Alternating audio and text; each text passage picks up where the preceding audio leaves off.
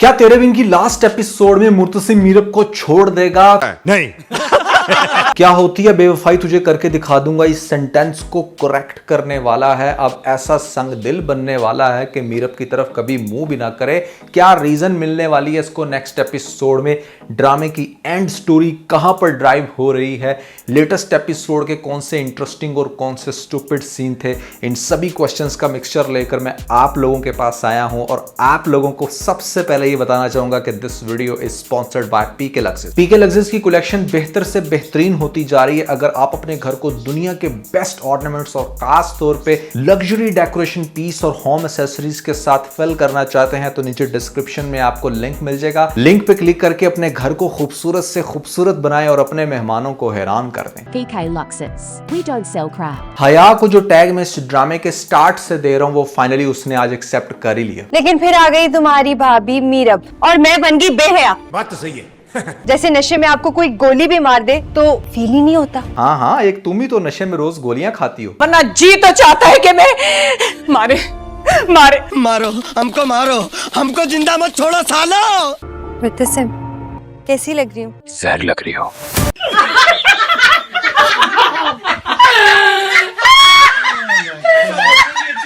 हर week में 2 episode आती हैं तो जो पहली एपिसोड थी वो तो अच्छी खासी बोरिंग थी क्योंकि उसके अंदर इन लोगों ने बहुत ज्यादा फ्लैशबैक्स दिखाए हैं।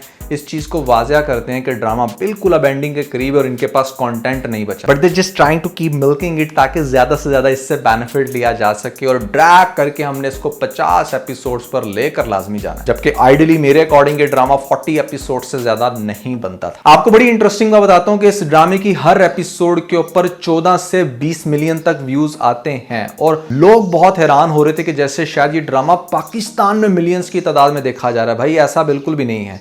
ये चीज प्रूव कर देती है चूंकि पिछले 2 दिन से YouTube बैन है पाकिस्तान के अंदर, साथ में दूसरे सोशल मीडिया प्लेटफॉर्म्स भी, तो स्टिल इसको 14-15 मिलियन व्यूज अगर आ रहे हैं तो दैट मीन्स कि सिर्फ इसे इंडियन ऑडियंस देख रही है।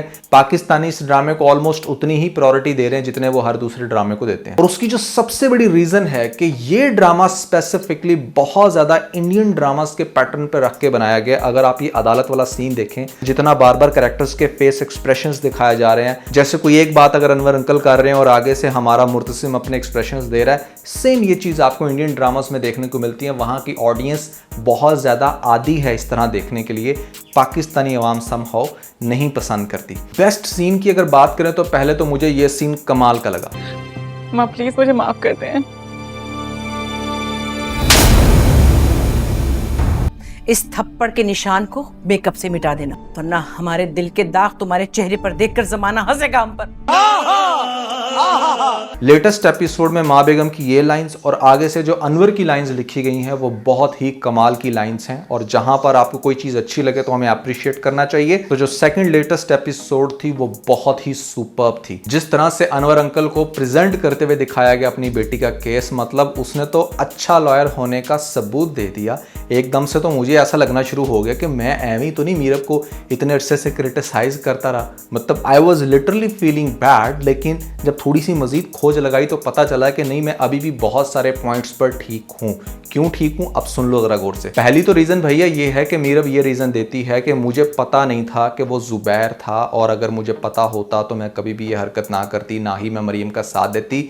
बंदा पूछे कि अगर वो जुबैर ना भी हो, कोई XYZ पर्सन भी होता तो भी क्या तुम मुर्तसिम की बहन को उसके साथ भगाने के लिए राजी हो जाती या तुम उसको सपोर्ट करती? या मान लो अगर मरियम को भी नहीं पता था कि वो जुबैर है, चाहे कोई भी पर्सन होता, भागना जब है ही गलत बात तो भैया ऑब्वियसली तुम लोग ही कसूरवार ठहराओगे ना। जिस तरह से पूरी तरह मरियम के ऊपर ही मलबा डाल दिया गया, मेरे अकॉर्डिंग 50% मरियम का कसूर है और 50% मीरब का, क्योंकि मरियम भागना चाहती थी लेकिन वो इतनी स्ट्रांग नहीं थी। उसको पुश करने वाली मीरब थी, उसको हर तरह से कॉन्फिडेंस देने वाली। मीरब ने आगे बढ़ चढ़ के बहुत सारे काम किए थे जिसकी वजह से मरियम को कॉन्फिडेंस मिला। और मैं अगेन वही बात करूंगा कि जुबैर ना भी होता, कोई भी XYZ पर्सन था, तब भी इनको ये जेब नहीं देता था कि इस तरह से इस मामले में मीरब सपोर्ट करती या मरियम घर से भागती। अच्छा, मैं बड़ी देर से नोट कर रहा था तो मैंने सोचा कि आप लोगों से पूछा जाए, क्या आपको भी ऐसा ही लगता है कि जिस टाइम जुबैर हंसता है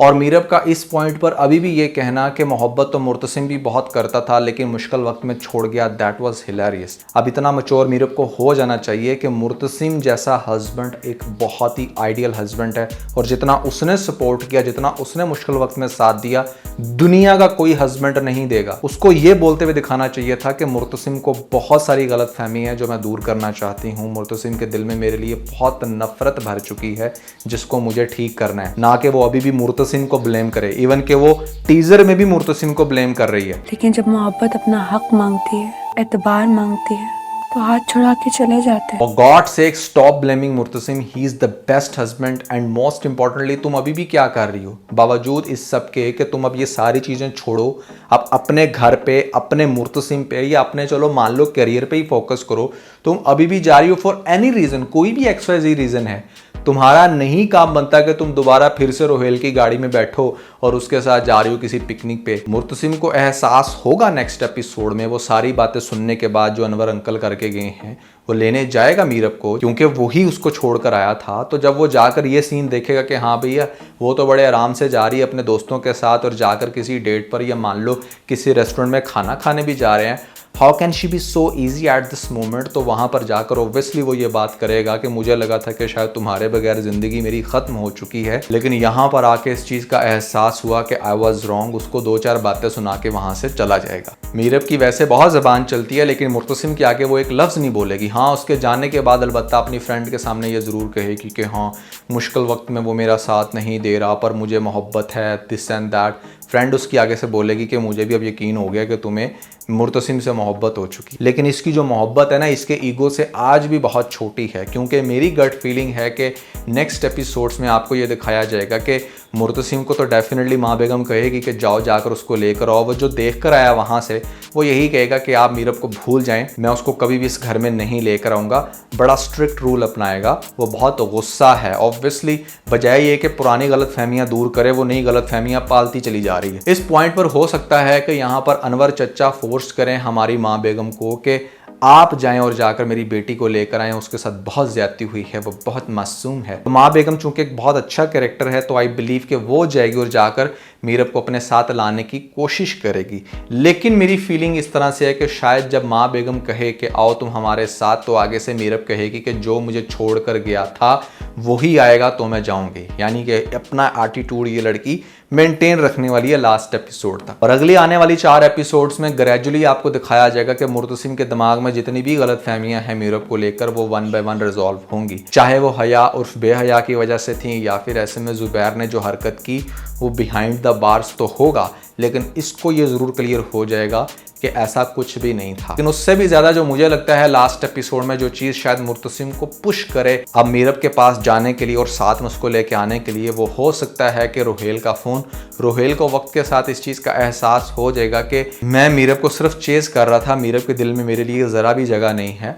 तो वो हो सकता है कि मीरब की वजह से जब मीरब हो सकता है रिक्वेस्ट करे कि मैं तुमसे ये चाहती हूँ कि तुम ये कॉल करो और मुर्तसिम को बताओ कि तुम्हारे मेरे दरमियान कुछ नहीं है, तो रोहेल की कॉल जाएगी मुर्तसिम को और मुर्तसिम को वो ये कहेगा कि हम बहुत अच्छे दोस्त हैं, मैं थोड़ा सा भटक गया था, दिस एंड दैट, तुम्हें बहुत गलत फहमी हुई है। उस दिन भी वो मेरे साथ मेरी दोस्त के साथ आई थी और हम बेसिकली उससे माफ़ी मांगना चाहते थे जो भी हमारी वजह से उसकी लाइफ में खलल पैदा हुआ। तो ये एक कॉल एक्सपेक्टेड है रोहेल की तरफ से जो कि मुर्तसिम को होगी, जिसके बाद हो सकता है आपको दिखाया जाए कि फिर मुर्तसिम का जहन बने और वो आएगा मीरब को लेने और लास्ट में इवेंचुअली इन दोनों ने एक साथ होना है। तो ये मत सोचो कि मतलब यहाँ पर ये OST को लेकर चलेंगे, अगर OST को लेकर चलना होता तो बहुत पहले लेकर चलना था।